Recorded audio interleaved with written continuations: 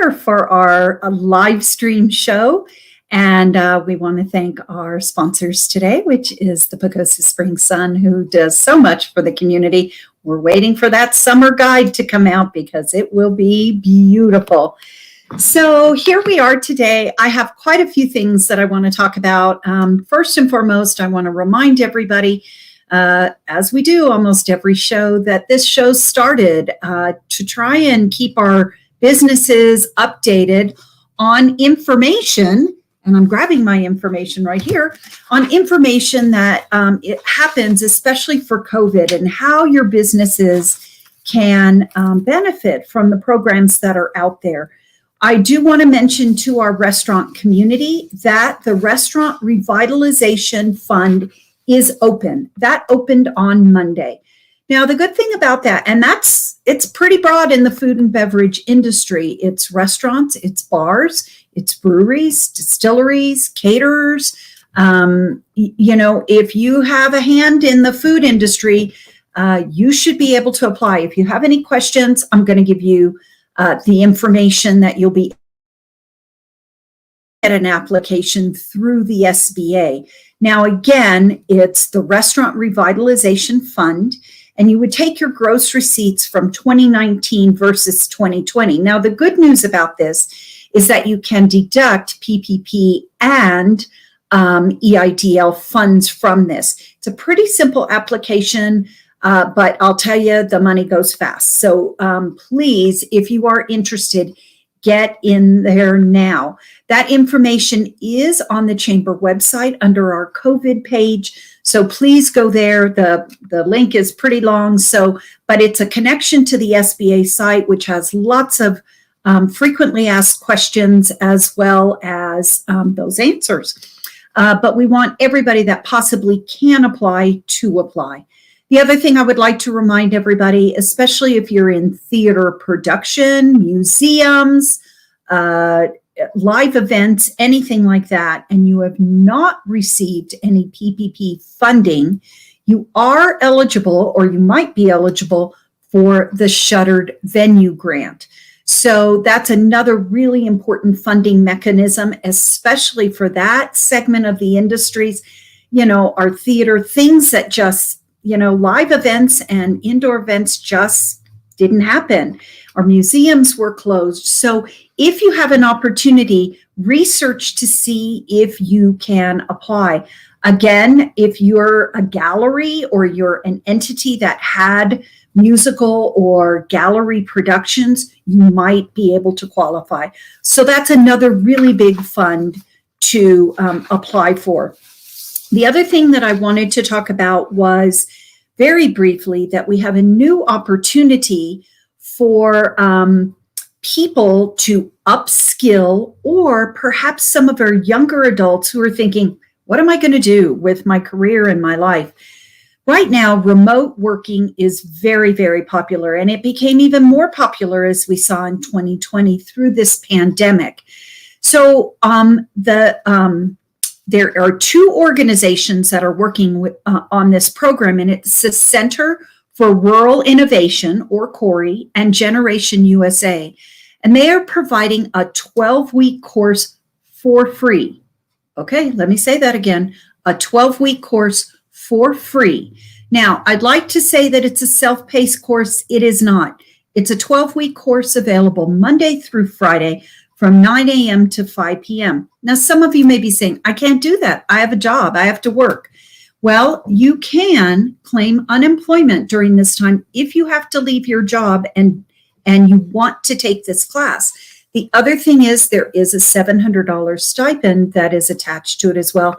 And we are working on some other supplemental programs that could help you through this 12-week time.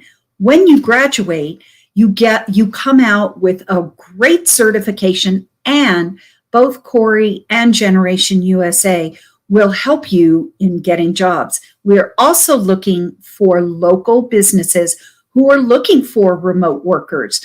So if you have a billing department, if you have a scheduling department, if you're one of those businesses that can use some remote workers, we would like to sign these people up and keep them here locally.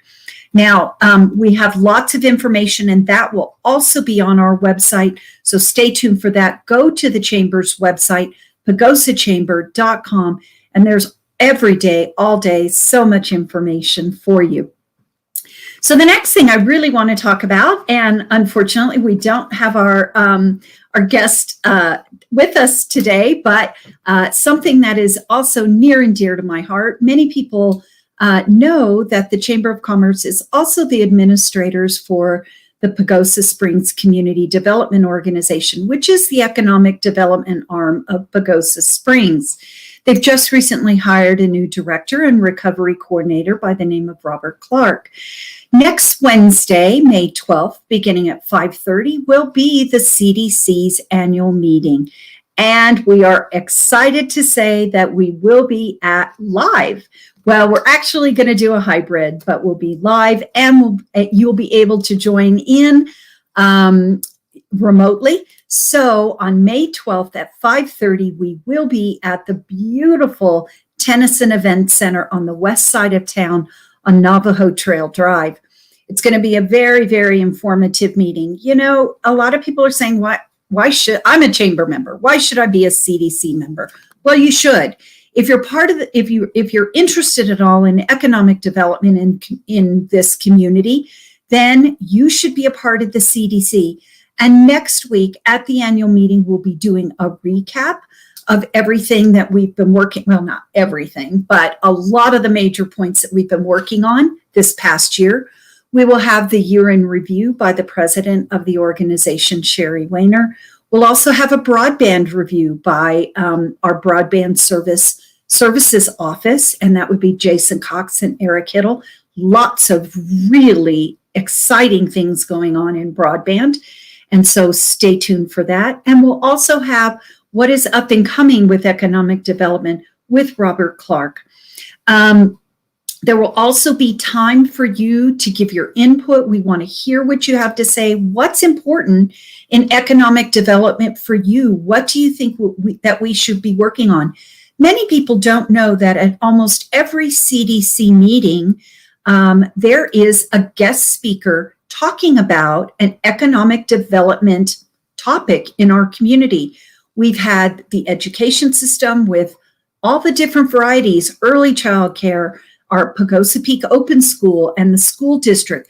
We've had, and Seeds of Learning. We've had Pagosa Area Water and Sanitation, San Juan Water Conservancy District, and the Forest Health Partnership on to talk about water and that nexus between healthy forests and water. We've also had, we will be having La Plata Electric. We also had an update on the La Plata Durango Airport. So every month there is pretty much a topic that is of economic development importance to our community. And wouldn't you want to be involved in that conversation? So please, we ask that you come out to the CDC meeting or join us virtually. We will have both of those capabilities, but I think you would like to come in person because we will be having some fabulous hors d'oeuvres provided by Pagosa Baking Company, who this year is celebrating their 20th anniversary. So we'll give them a plug as well. Where does the time go? So as usual, just some wonderful, wonderful information about economic development. And if you're not part of the conversation, how can you help us carry this forward? So we want to hear your voice as we move forward with economic development. There's so many aspects, and right now it's a very hot topic between housing and water and education and virtual and workforce. There's a lot, so we want to hear your voice. Please join us either virtually or in person at the Tennyson Event Center, and all that information will be on the CDC website, which is pagosaspringscdc.org. So you'll be able to download the board packet and information. So, and the other really great part of that is you'll also get to meet other business owners and engage and help us develop that track for this upcoming year and meet our new director, Robert Clark, as well as people from the other businesses such as Region 9 and the other board members that will be there at this time.